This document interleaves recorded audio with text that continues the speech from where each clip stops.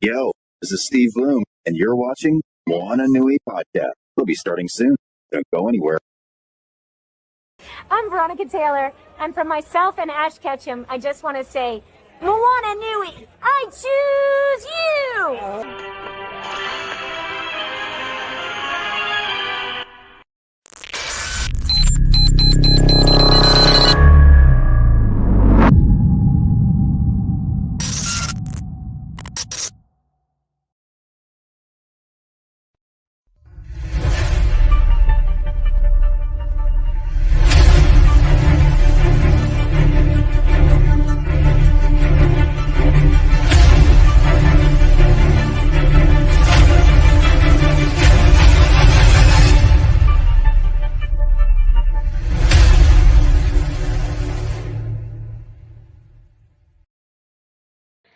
Aloha, everyone, and welcome to the Moana Nui Podcast.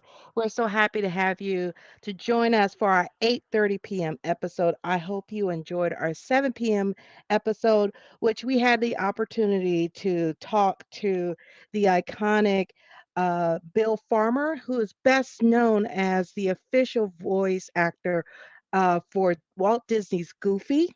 And he's also the voice actor from in the movie Space Jam of Foghorn Leghorn and Yosemite Sam, along with Goofy. And then after talking with him, we talked with Jason Marsden, who is known for his roles in Full House, Boy Meets World, Step by Step, but most properly known as the voice actor for Max from a Goofy movie, and also the voice of Haku from Spirited Away, and his role in Hocus Pocus, and Kovu from uh, Lion King 2.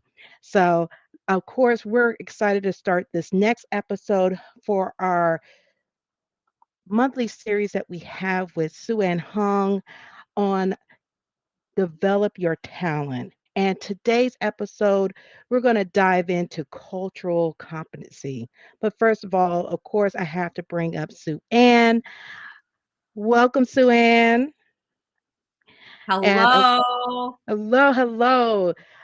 Happy New Year to you. And I know you are already fast and furious into 2023 already for everything that's going on with the Center for Asian Pacific American Women. Absolutely. I thought things were going to be kind of calm in January, but let me tell you, it's kind of not. No, But it's not. glad to be here. I can't wait to bring our guests to talk about cultural competency. You guys are going to be blown away. They're amazing, amazing people and leaders. Exactly. Well, of course, let me introduce our first panelist. Our first panelist is Leona Enright. She is currently a business recruitment specialist for the Confederate tribes of, please, make sure I'm not mispronouncing, Umatilla Indian Reservations, our CTUIR, Department of Economic and Community Development. She assists the organization with their ongoing expansion efforts for diversifying the reservation for the tribe. And then she is, of course, busy as a member of the National Millennium Community, where she contributes a tribal voice, engaging in conversations and discussions around civility and solution finding with millennials and Gen Z community. Let us welcome Leona. Welcome, Leona. Hello. Thank you for having me. Well, thank you for being part of today's show. And our second panelist, Tisa Leggett, began her career as a journalist before transitioning to the field of public relations and public affairs. Over the last over 10 years, she developed community outreach and educational strategies for corporations and nonprofits.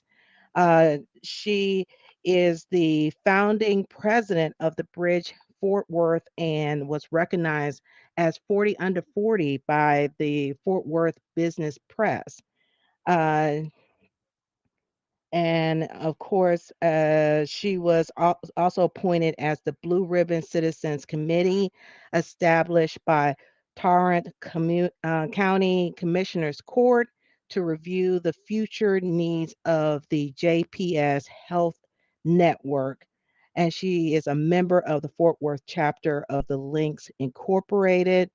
Um, she is also a little bit of a writer, I've learned about, and she's also the principal consultant at Catapult Social Responsibility LLC. So let us welcome Tisa. Hello, Dana. Hello, everyone. Thank you so much for having me. Thank you. She's had a very busy week, but we're so glad to have her with us Good to be here. today. And last, but definitely, certainly not least, uh, I'm now going to introduce Shaima. Uh, she is a managing director of CAPAW. She manages the day-to-day operations in addition to long-term development of the organization. She has over a decade of experience working with nonprofit organizations, and she uses with her work experience with Asian America Lead, where she was responsible for creating and managing and evaluating youth development programming in the underserved youth in the DC metro area. She combines her love of travel and community service to build and run a youth learning immersion program with a network of nonprofits based in the Sacred Valley of Peru. So help me welcome Shaima. Thank you. Thank you. Wonderful to be here. Thank you. And with that, I'm going to hand it over to Sue Ann so we can dive into the conversation of cultural competency. Thank you so much, Dana. As always, I really appreciate partnering with Moana Nui. Incredible women, and I'm all about women advocacy. So I'm just saying. So welcome everybody. I have the honor of moderating tonight's panel, and I have to tell you, these three women are incredible. They're all over the country, by the way. We've got the East Coast, the West Coast, and the middle of the U.S. all covered right here. So let me start off by just kind of, for our purposes tonight, I want to define, when we talk about cultural competency, what do we mean by that? And so Webster says recognition of nuances of one's own and other cultures. Cultural competence is the ability of individuals to use academic, experiential, and interpersonal skills to increase their understanding and appreciation of cultural differences and similarities within, among, and between groups. So for the purposes of tonight, I wanted to frame that because we may have all different ideas about what cultural competency is. And I don't think it's a term that's been around for a long time. So with that, let me start with Leona first. By the way, she's in her current role for one more day. So can you share with our audience about your background, your ethnic heritage, and kind of what is your next step in your career journey? Yeah, most definitely. Nihkwalawit, Inishwanisha, Leona Enright, Ku Leona, or Ti Pum. I'm sorry, super nervous, but I'm excited to be here. My name is Leona Enright. I am an enrolled member of the Umatilla tribe, and I work for currently the Department of Economic Community Development as a business recruitment specialist with the Confederated Tribes of the Umatilla Indian Reservation. And I will be soon transitioning into a new role with the state of Oregon as the strategic director of the tribal initiatives in the Tribal Affairs Unit. So I'm super excited about that. And I'm so glad to be here. Thank you so much, Sue Ann, for the invite. Absolutely. And Leona is incredible, and we'll delve more into her background and just kind of her journey a little bit more. All right, next we'll have Shaima Ahmad go, who's the managing director of CAPAW. Yeah, thank you. Wonderful to be here. So, Shama Ahmed, and I'm with the Conference on Asian Pacific American Leadership. My background is I'm Pakistani American. So, I was raised in this country, but my parents immigrated from Pakistan, and I was here, I think, at the age of 3 months. So, I've pretty much lived my entire life here, but have my background deeply rooted in, the Pakistani heritage. Thank you so much. Tisa. Yes, Tisa Leggett. Again, thank you, Sue-Ann, for having us this evening to talk a little bit about cultural competency. My background is in journalism, public affairs, and helping to advocate for those that aren't or don't have the same experiences or the same opportunities as others. And so here recently, I've launched my own agency to help with consulting on different cultural issues so that we were able to have equity in different spaces, especially in corporate America and the like. And it's funny, Sue-Ann, it's such a sensitive question for Black Americans sometimes. What is our background? Are we saying we're Black? Or are we saying we're African American? So I was like, ooh, how do I answer that question? I would say that I am absolutely Black. We do have African descent, but I can't go back to Africa. I know no one there. So I am truly a Black American. And so I would say that this is such an important conversation because when we talk about cultural competencies, how do we address certain issues and certain things without it being media driven versus truly cultural appropriation and truly cultural faux pas and the like. So I look forward to having more in-depth conversation about that. Absolutely. And Tisa, one of the things that you bring up that I want to emphasize is that identity is personal. And to me, Yes. it always comes down to that individual level. Yes, and so it's kind of hard to generalize in a lot of ways. I know we try to do those things. What I find is that you just have to get to the person.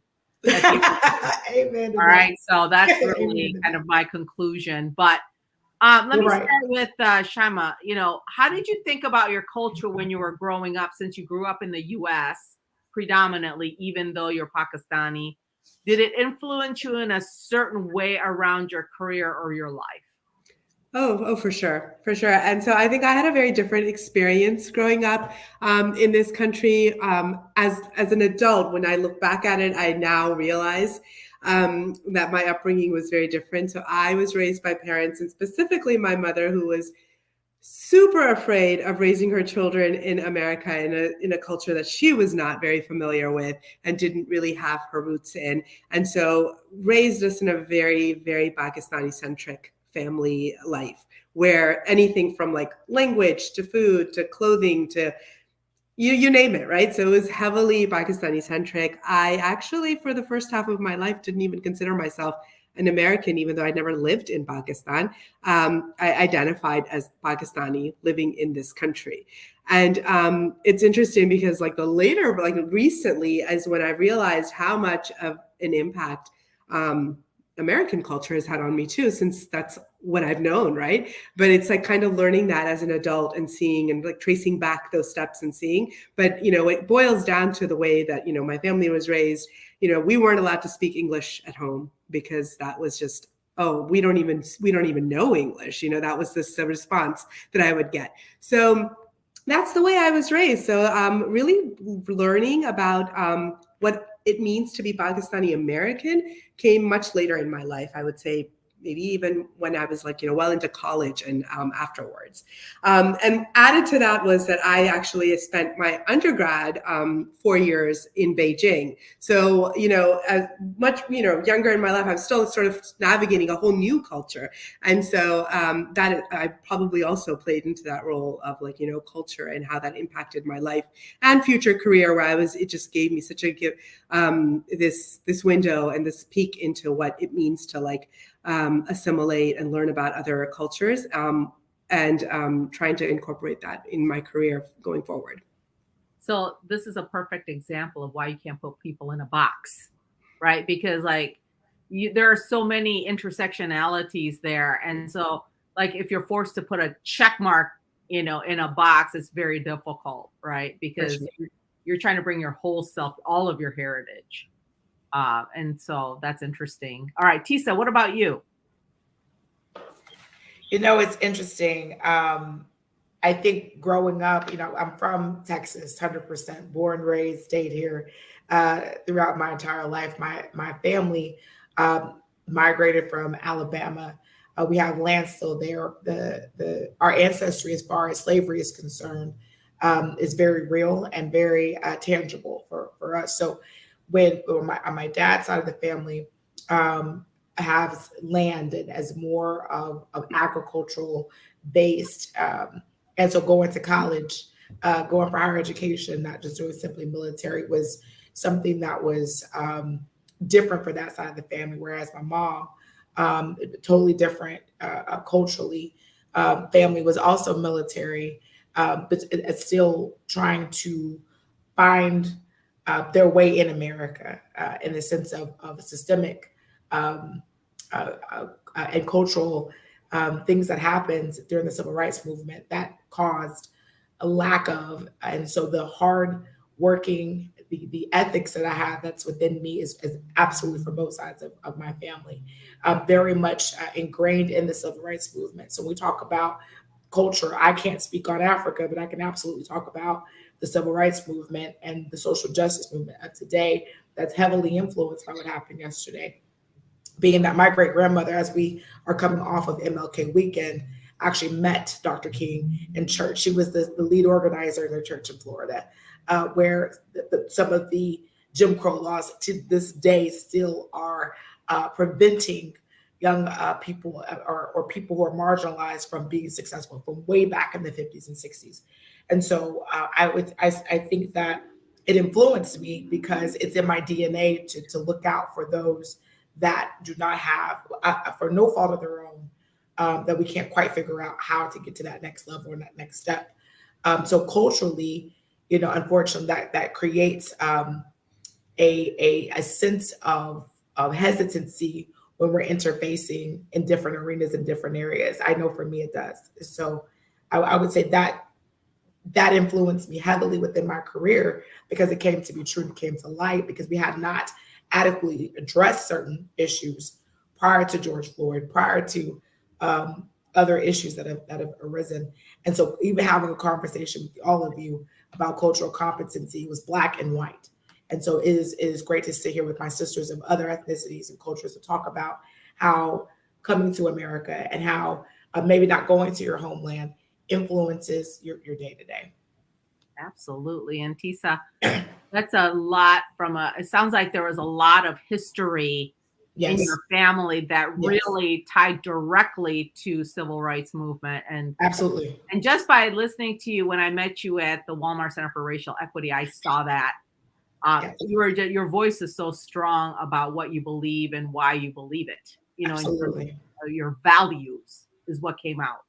Absolutely. I think, especially when we're talking about equity work and trying to really unpack why we're in certain situations here, and how to get people to economic mobility and really realize a dream that it wasn't just Dr. King's, but I think all of us would like to live in a place where we're secure.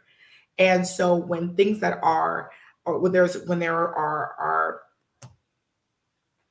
blockades that were created for those of us on the screen not to be successful, whether it be because we're women or because of the color of our skin or our background or our culture, those blockades are very real.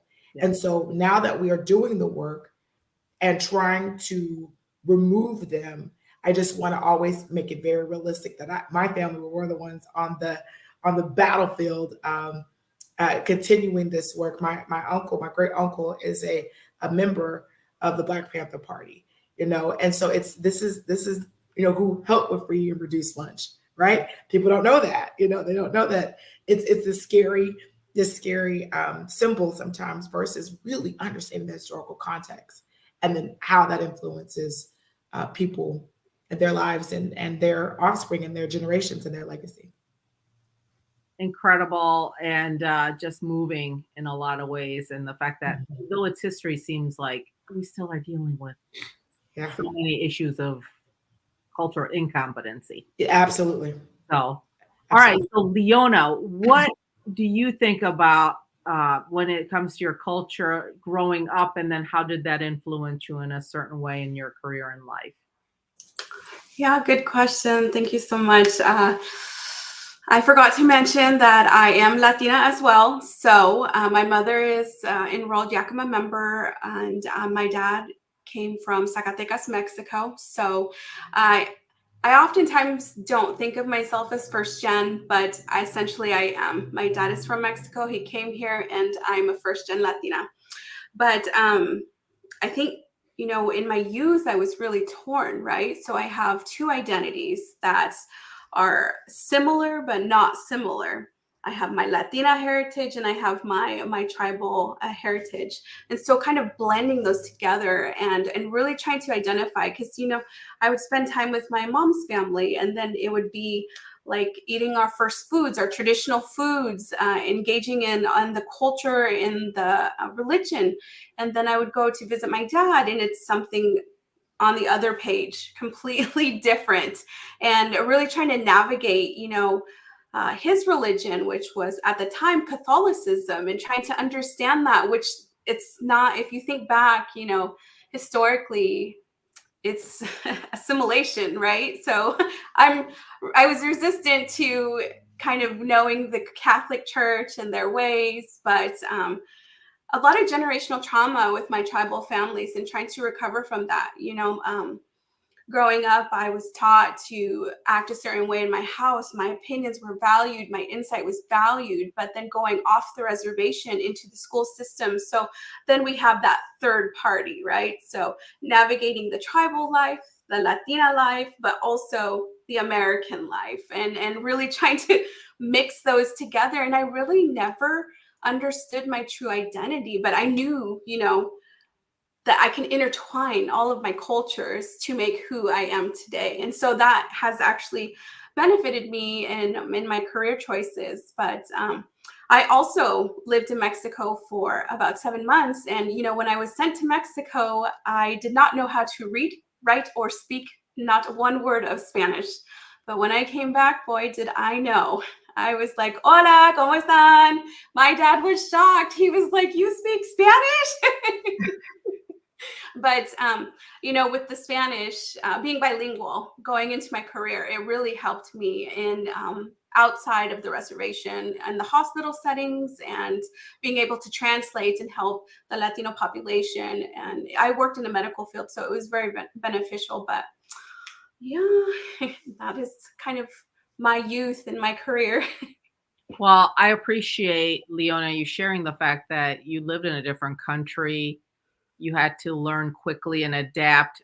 And the fact is that probably helped you not only broaden, but maybe be a little more compassionate, right, with others on whether if they're an immigrant and they don't speak English and whatnot. But so to my audience, I mean, look, these women are they bring so many things to the table. There's like peeling the onion of all these layers. So it's not simple. That's one thing. What type of situations did you face that were culturally related as you were navigating through your career? And did it help you or hinder you? Tisa? That's a great question. The way I'm wearing my hair right now is deemed illegal in the United States at one point. The way I'm wearing my hair,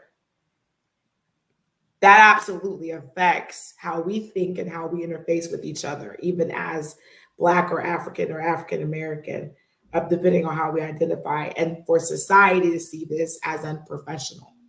My picture on even the advertisement is very different from this conversation, because if we're going to have it, then I need to be my authentic self in this conversation. Both of them are authentic pictures of myself, but in professional in America, this at one point in my career would hold me back from a promotion. That is the reality. The Crown Act was approved in 2022. And so now a lot of states have adopted that, we can wear our hair as we need to. In Texas, where I was born and raised, there was a young man who could not graduate from high school because of his hair. And I just want to sit in that for a second, because that absolutely influenced not only how I was, how we think of ourselves today, but even as young children, as a child.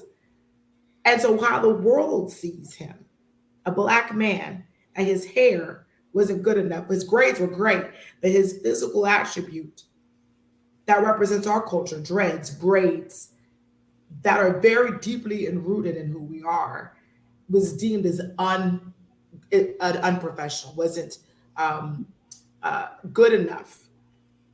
And that resonates within our DNA. So I would say, absolutely. I remember when President Obama was elected, and I was at work, and I was working in the oil and gas industry. And of course, that the first Black, or he is to me African American, truly African American president that was elected. And it was such an amazing moment, of course, highly emotional, but I work in an all white male environment for the most part, and or majority white male environment, I should say.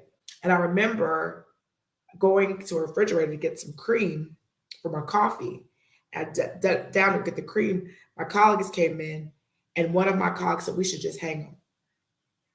He should just be hung. He won't get anything approved, won't get anything passed. We're on public policy." I popped up and I said, "There's a woman of color in the room." I didn't say Black, I just said woman of color. And my boss was in the room, and he says, "Well, when did you become a woman of color?" You're always a proud Black woman. I said, "When folks start talking about hanging somebody, I'm just going to say woman of color. I don't want to be associated with that in this moment at all." And I was 27 years old, 28 years old when that occurred. And I just want to reiterate that we wear this every day. I think the worst thing we can do is shy away from it. So when people talk about code switching, that's to protect us. It wasn't to hinder anybody from being whom they are. And we talk about cultural competencies, we talk about the education of people of color. I love the fact we're discussing this, but how I felt as someone who's at work, and regardless whether I voted for him or not was not the issue.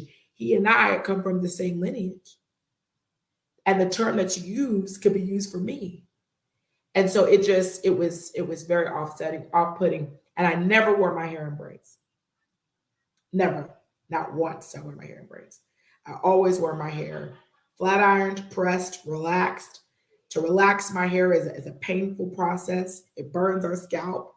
We don't talk about it often. People say, if we do it right, it won't hurt. It does hurt. I've done it a million times. It's uncomfortable. So that I could go to work and be accepted and look the part, whatever that meant. And so I would say how it influenced me in my life. I don't know if it's good or bad. That's the scary part.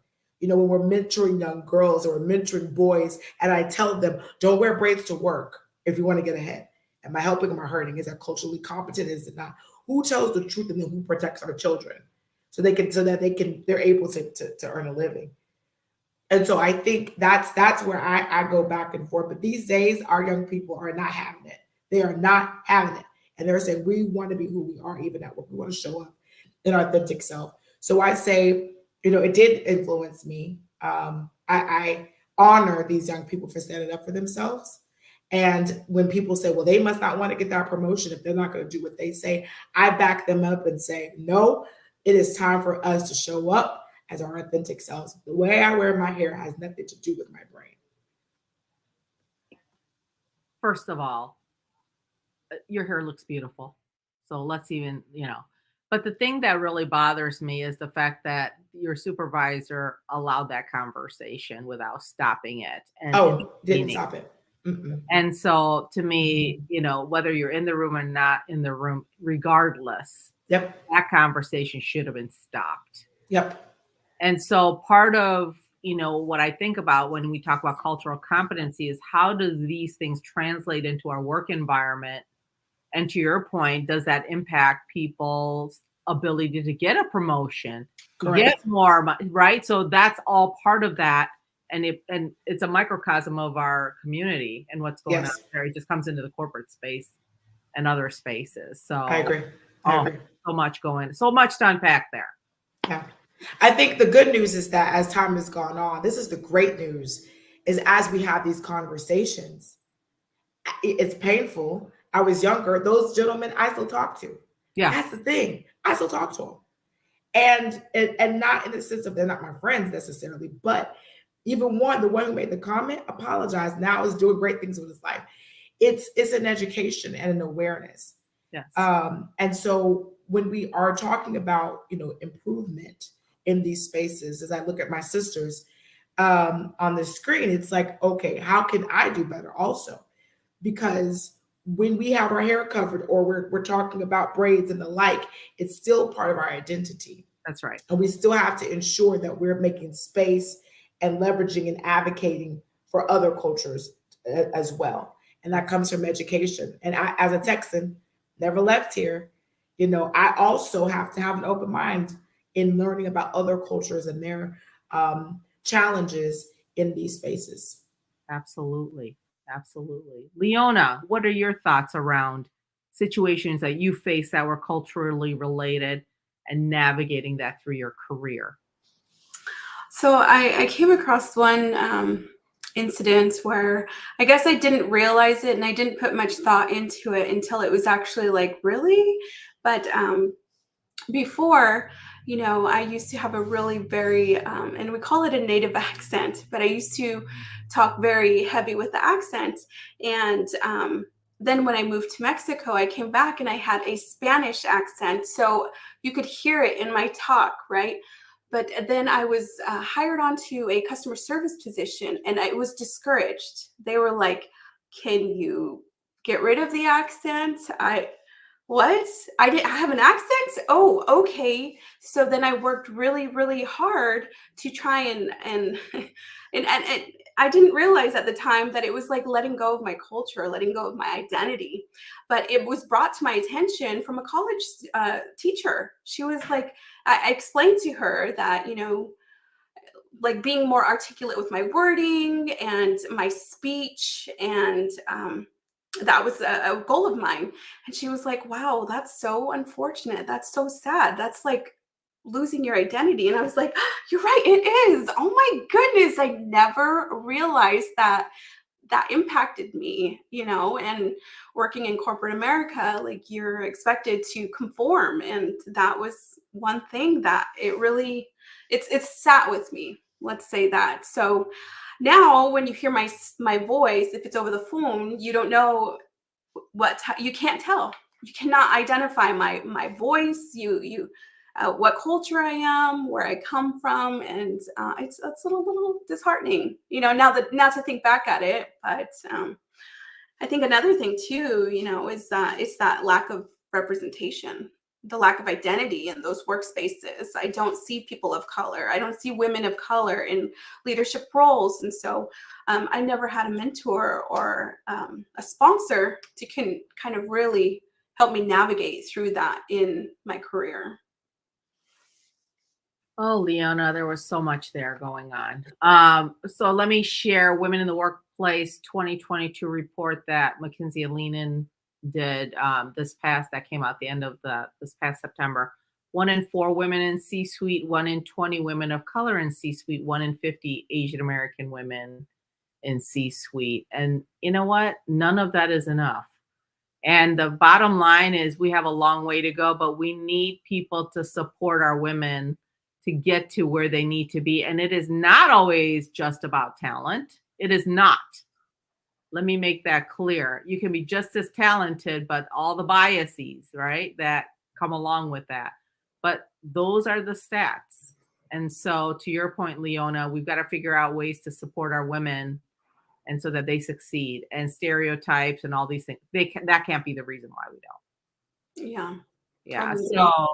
So Shaima, what about you? Yeah, I mean, I think that another thing that comes to mind is also the way, your upbringing and like the values that you've been taught during that time, how sometimes those, you don't even recognize that. So, referring like to the Asian model of respect and respecting authority specifically is something that's so innate within like the values that your parents teach within specifically the Asian community. And I think that does in a way hinder. I mean, although I'm kind of like in the middle there because I do see the value of that and I recognize it, especially as a mother of 3 now. And I, when I see the way my children are being raised in this country, and how different, it shows up in them. But I would definitely say that in the workplace, not until well into my adulthood did I really realize how much of an impact that has in the way I carry myself, in meetings with supervisors, speaking my truth, bringing my, being heard. And it wasn't until one of a manager, like a mentor that I still consider a mentor, really, had a heart to heart with me and said that, there's so much more that you are able to bring to the table. And I recognize that in you, but so there's something keeping you back. What is that? And so really working on building those leadership skills and seeing that, there's ways to present yourself. There's ways to speak your truth. There's ways to question and push back within those, realms of respect that's so ingrained within some of our values, specifically in the Asian community. So that's something that definitely also is something that I continue to work on. And definitely are called out by my own kids now as an adult. They're like, wow, what are you afraid of? I'm like, oh my goodness, check myself. Don't you love it when they mirror back things and you're like, really? Yes. Yeah. So one of the things you're making me think about is the messaging that I received, when I was younger, which is, don't talk back to your elders. And I'm telling you, I struggled with that when I came into corporate America, and when a vice president would walk into a room and I'd be like frozen. I couldn't say anything. I didn't feel like, oh my God, what do I have to contribute? Like all of those things.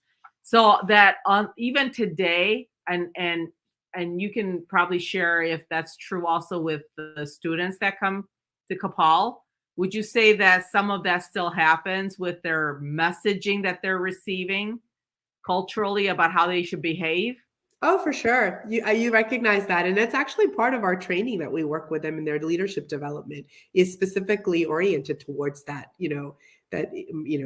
recognizing that that's where they're coming from. And it's something that is not going to serve them well unless they know how to balance it. Absolutely. So let me ask you this. We've talked a lot about how, there are opportunities for others to be more culturally competent, and what are some of the things that we seek understanding on. But what about you? How do you stay culturally competent? Do you have examples of that? And I'll kind of open the floor on that one. Do you have situations where you've had to be culturally competent and you had to really make some effort? Yes, I would say so. I think for me, number one, working in second chance hiring, second chance work, it's more complex than I'd given it thought, because all of these issues that we're talking about of people who are maybe not have had a run-in with the justice system, but those that have had that, so that's one strike, and then having to deal with the cultural aspects as well. I've had to help people understand where these individuals are coming from. And it could be of any ethnicity. And then also myself, I've had to understand where they're coming from. And so I think the way to do that is to ask questions and to read on our own. Google is our friend. I think we're in a different space and time. I think it is up to us to take advantage of asking trusted advisors the right questions. I have 2 new friends now, right? So if I have a question, I feel like, I could go and I can ask or look it up. But it is absolutely important to do our own work. Absolutely. Yeah, I mean, I can add into something that's top of mind for me recently is that I work with a lot of hiring managers, specifically in the federal government. And we live in a very competitive world where, all of your applications and your hiring practices are based on GPAs and resumes and test scores and all of that. And, that kind of puts you on a pedestal, or, really shines light on who you are. And working with a lot of underserved communities and working with people, students that come from a lot of cultural different backgrounds and different privileges and not having those privileges as well, it's a conversation I'm having with a lot of hiring managers. I'm like, if you really want to diversify your pool, are you looking to diversify your pool? Or are you looking to find people that look a little bit different, but, bring the same skill set or bring the same, like, what is it that you really want? I mean, because we're going to have to change a lot in order to really, if you want to bring in this, like, real diversification, right? And so, I'm trying to work with them to see that, are you open to looking past just the resume and the cover letter and looking at what does leadership look like? What is this person bringing to the table? What are the experiences that they may have that don't shine through, that don't translate through test scores? Maybe you've got students who were working like 3 jobs, and those jobs were helping pay the mortgage, or they were the translator or the interpreter for their family. They were the ones who did all the, insurance paperwork for their family, did elder care, went to the DMV with their parents because they didn't know how to navigate all of that. So those are a lot of skills that this individual has built up, in a very young age, but they're just not able to see that or even able to relay that through their typical cover letter or resume, right? And so, really peeling back and seeing there's more to it than just that, right? And how can we get past it and try to bring in talent that would bring a lot more to the room. Absolutely. And I'm thinking, you're making me think about the fact that we already have our labor shortage. I mean, you're going to have to figure out what are you going to be doing differently, because you can't operate exactly the way you used to in the past. And so to be more flexible, to be more culturally competent, meaning understanding the individual level, right, as humans. And I think that's absolutely critical now. But Leona, what are your thoughts? Well, I agree with my fellow panelists here. I think listening and asking a lot of questions, right? Because I don't know all the answers. I need to reach out. I need to get clarification. If it is a culture or tradition that I'm not fully understanding, I mean, hopefully when I do ask the question, it's received openly and with good intention, right? So I'm always looking to expand my knowledge base because I don't know everything. It kind of reminds me of like in our workplace when we hire, so I work for a tribal government, but when we do onboard new individuals, we have what we call tribal acclimation process that is actually part of the orientation, which is great because a lot of individuals don't understand our tribal communities or our processes, and it's okay if you don't understand. Okay, well, we'll help you, let you into our teepee, our village, what you want to call it, but it's a process of like understanding our Treaty of 1855. It's a process of going to our cultural museums, Umatilla Cultural Institute, and learning the background of our tribal community, our customs, our traditions, our cultures. But it really is a learning experience, and I just love to listen. I'm kind of the person that sits in the corner and waits to, I listen to everything and then wait to ask questions. Well, despite the whole thing about being an extrovert, being in leadership, introverts have a lot to offer and a lot to say, actually. So I think sitting in the corner and just observing and then having conversation later is not a bad thing. So let me ask all of you this. You all are very passionate about the areas that you're leading, and it's very value driven. I mean, that's becoming very clear. Who was one of the most influential people in your life, whether it was a mentor or family member? Who influenced you? And let me start with Shama on this one. Sorry, there we go. I was trying to unmute myself. I was blessed to have a lot of, great mentors and great people who have influenced my life and great role models. But I think one of my maternal grandfather really stands out. And there's a reason for that is because, for him, his core was family. His core was, so he really instilled that within me.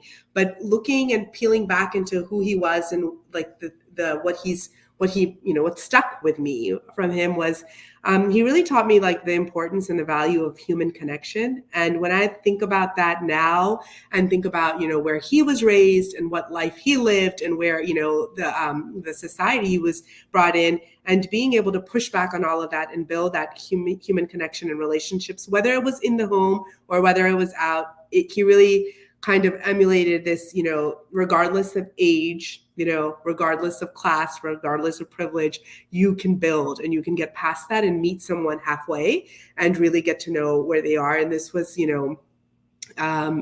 way back in the day, and especially in a very classist society where he grew up, in India and Pakistan, and being able to push those boundaries and build that human connection, it still really resonates with me. And I try to bring that into all of my, relationships. Yeah, he was ahead of his time. Yeah, for sure. Yeah, because, it's always about relationships at the end of the day, right? Anything you get done, anything you're trying to do, it's going to take relationships. So, Leona, how about you? Who influenced you? Like Shaima, I had many people that have influenced me over my, lifetime. But the one that sticks out most to me is my grandmother. I was raised with her, and she was very, very strong Indigenous woman. She was the matriarch of our family, and it was apparent that she was a little bossy too, but that's okay, because she instilled the values in me that it's okay to have a voice. And, I'm finding now that there is inequities between genders, and I'm here to fight the good fight. Women are deserving. We need equal pay. We need all equal rights for everything. But she was just such a strong advocate for women's rights. And, apart from the generational trauma that she had experienced, her and my grandfather, it really was just evident that was kind of where my role was going to be, was advocacy for women and advocacy for my culture, my tribe. Well, first of all, do you think if it were a man that he would be called bossy? It would be leadership. Well, that's what I'm like, self-identified. no, a leader.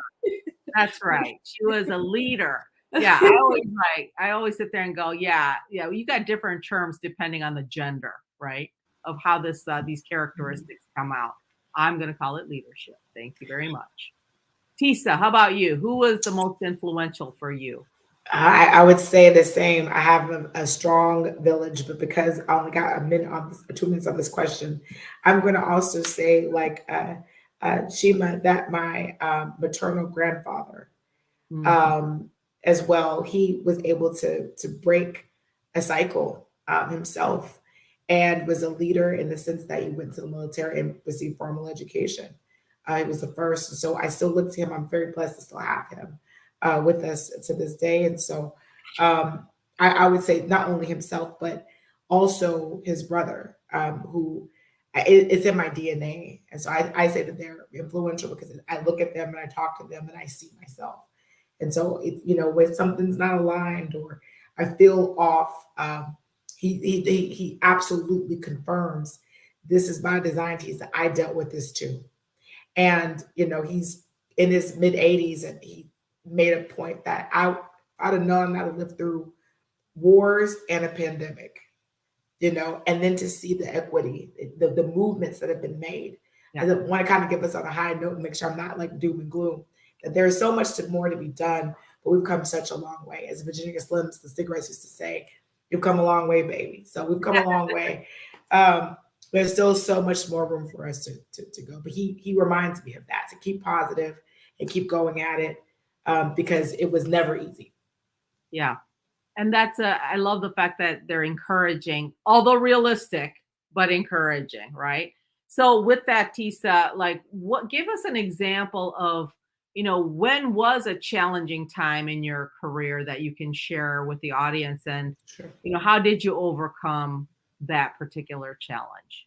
Well, I'll be very transparent. I was deemed, I've had an opportunity to be the first person of color, woman of color, Black person to have a vice president's role here in this region in Texas. And that was extremely stressful. I cannot stress that enough. The pressure that was on me from myself culturally, and then from the fact I was peddled, if you will. She's the first, right? And I don't think we do a good enough job checking on those first. We see these women, these roles. Is anybody checking on them to see how they're doing? Because you're having to overperform. I'm saying longer hours. There's more expectation, and there's still those biases. There's still those comments that are made. I had junior members of the team that would rather not report to me. I'm not saying it's because I'm a woman of color. Maybe that's the reason why. Or is it because I'm actually asking to turn this in on time? And it's coming from me instead of the person you're used to. I don't know. But what I can say is it was not an easy transition. And we've got to be very careful in how we're positioning our women, regardless, when they're the first. And how I overcame that is to take that pressure off of myself. I realized I am here to do a job and I'm going to do it the best of my ability. I, as a woman, and as a Black woman, had to say, I can't take on the world. I'm not Coretta Scott King. I'm not Dr. King. I'm not, these incredible women. I am Tisa Leggett, and Tisa's got to do the best that she can, and that's good enough. And I think that was my own mental battle that I had, and so I want to put that encouragement out there. Just do the best that you can. And by the way, again, my reframing is more than enough. Yes, you're more than enough. More than enough. That's yes. Right. Declare that. All right, Leona, your thoughts. I feel for me, the types of career challenges that I had was at one point going to school full time and having to support a family at home. I am an unconventional college student, or I was an unconventional college student. So I returned back to school when I was 26, graduated with my associates at 28, pursued my business degree, my bachelor's, completed that a couple years later. And, I said, why stop there? Continue on with my master's. And so it was a lot of years of full-time work, full-time school, full-time mom. And that was a career challenge for me, because sometimes I felt like, wow, I need a day. I to prevent burnout, right? I need to take a day from work. And I've had, luckily I've had supervisors they recognize that. Okay, yes, take that day. But I think, in terms of, cultural competency, one experience that it seems like I've always run into it is tokenism. I'm very tokenized in whatever capacity it will, if it be on panels, I'm the brown person, or I don't know how to explain that more. Tokenism is just, it is what it is. And I've voiced it multiple times, my discomfort. Like, I can't be the only person, and just because I'm brown, I don't represent, this community or this community, and them, my employers thinking that I represent all races when I only represent myself and, my own traditions or my own cultures, right? Yeah, that's absolutely right. The assumption that you represent everyone, especially the higher you go, and it starts being a little thin in terms of representation, and then yes, that especially comes out, and you're all of a sudden the ERG expert of like all things, right? But that emotional tax is real for, I think, women of color, because we have to explain all the time why we're where we're at. So yes, I feel it. I resonate. Shama, what about you? I think for me, it's definitely coming into a space as a Muslim woman who wears the hijab that over years has definitely become a lot easier. Some of it is probably because the world has become a lot more culturally competent, and there's just so much more awareness, and there's so many more people like me out there. But, going back to the 80s and the 90s, and when I was in college and, growing up, and not, attending places and workshops and conferences of like 300-500 people, and being the single person in the room, wearing a hijab is definitely something, especially at a younger age, where it's very uncomfortable. It really, you question yourself, you are unsure of yourself. And, even having to face absurd questions at that time for like, is there a medical condition why you do this? Or, all of those questions that would be thrown at my way. I feel like, we have come a long way, and I think people are a lot more aware. And then some of it is just with age, you don't care anymore. You are more comfortable in your own skin, and you are able to carry yourself with that. So I think it's a combination of the two. But that is something that I definitely had to navigate, and it was very challenging at times, and it probably did keep me from a lot of opportunities. Yeah, I mean, there's so much to that, because it's how you're perceived from the outside community and how you're feeling, as you're navigating through being the only. Yeah, right? Being the only causes all kinds of interesting things in our minds. for sure. And so you guys, can you believe this? But we're like 4 minutes until we're done. Can you believe it? So let me ask you this one last question. What can you give in terms of one tip or one actionable item that the audience members can do to become more culturally competent? Leona, what would you say? I think my advice would be your authentic self. I'm finding now that, of course, as with age, I'm being who I am and accepting my both of my races, and being comfortable with who I am. And if there's any question, be open to ask it. Make sure that the timing is right, but make sure to ask the questions, and don't be fearful of like trying to learn different cultures. And I'm personally practicing it every day. So I have more questions, but again, listen, just be open and listen. Absolutely. You're talking about being curious. I like that. Shama, how about you?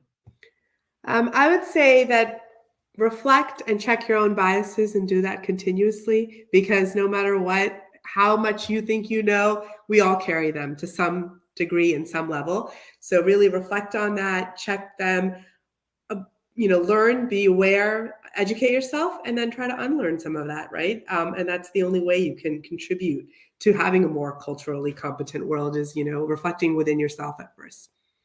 Absolutely. And you bring up a good point about unlearning in order to relearn. Yeah, that's really an important point. Tisa, bring us home. I would say be humanely kind. By that, I mean, even for asking questions, use humanity in the question. Google the stuff first and then go ask the question. Do the work, unlearn the biases. I think that was perfect.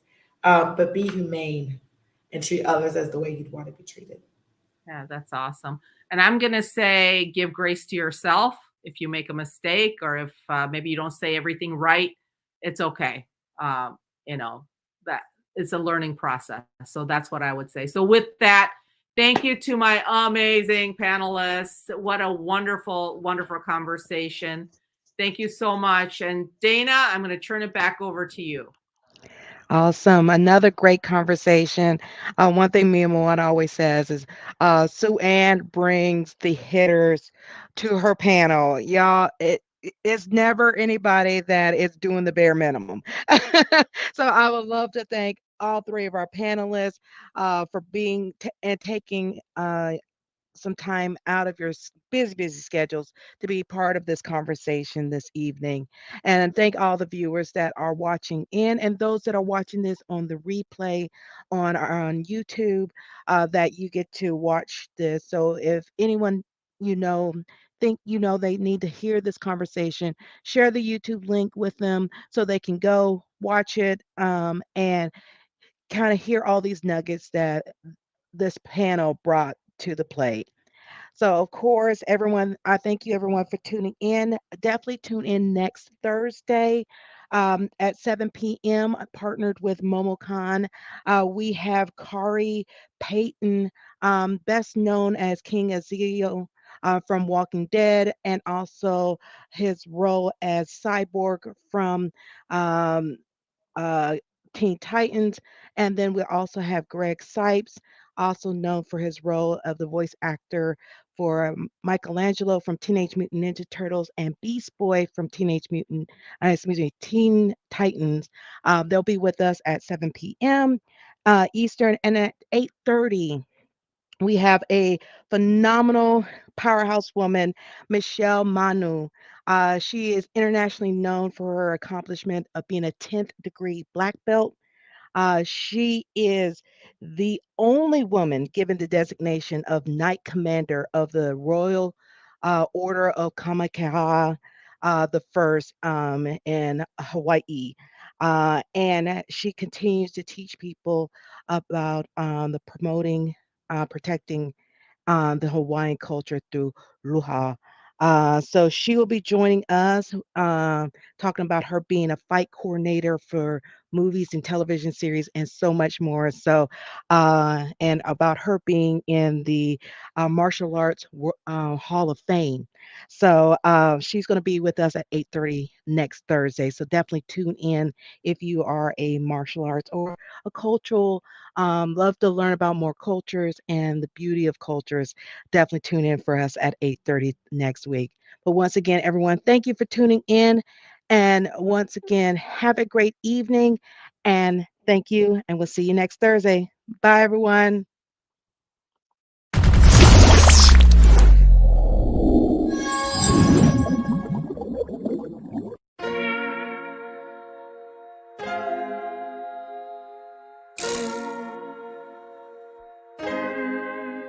So many stories left to tell, even if we have to ourselves. Can't keep history on the shelf. If we won't tell it, we will. If this the land of the free was a freedom then, when they annexed Hawaii and called it Cedar Lands, without any type of payment and no signing off, called themselves a republic in 1894. 1.2 million acres overtaken from the native Hawaiians. When they resisted, the West retaliated in violence and erasure. The Hawaiian language is banned as part of colonialism's plan to expand, yeah. Stuck between a rock and a hard place. Multiple bombings of Kaho'olawe as a part of their ongoing war with Asia. Used it as a place for target practice. No consent or compensation. Colonizers call for annexation. No work out for all the locals. School will never let you know. So many stories left to tell, even if we have to ourselves. Can't keep history on the shelf. If we won't tell it, we will. Too many stories left to tell, even if we have to ourselves. Can't keep history on the shelf. If we won't tell it, we will. We will. So if you put Hawaii into perspective, well, Black and Asian history is interconnected. Considering the fight with the Pacific, then of course, versus Asia, they was treated as a middleman for war, but didn't let the Western colorism run its course, cause dark skin was a sign of dignity to core. The land was taken in the name of capitalism, when prior to it was an actual kingdom. Clap back at the system. Stuck between a rock and a hard place. Multiple bombings of Kaho'olawe as a part of their ongoing war with Asia. Used it as a place for target practice. No consent or compensation. Colonizers call for annexation. No work out for all the locals. School will never let you know. So many stories left to tell, even if we have to ourselves. Can't keep history on the shelf. If we won't tell it, we will. Too many stories left to tell, even if we have to ourselves. Can't keep history on the shelf. If we won't tell it, we will. So many stories left to tell, even if we have to ourselves. Can't keep history on the shelf. If we won't tell it, we will. Too many stories left to tell, even if we have to ourselves. Can't keep history on the shelf. If we won't tell it, we will. We will.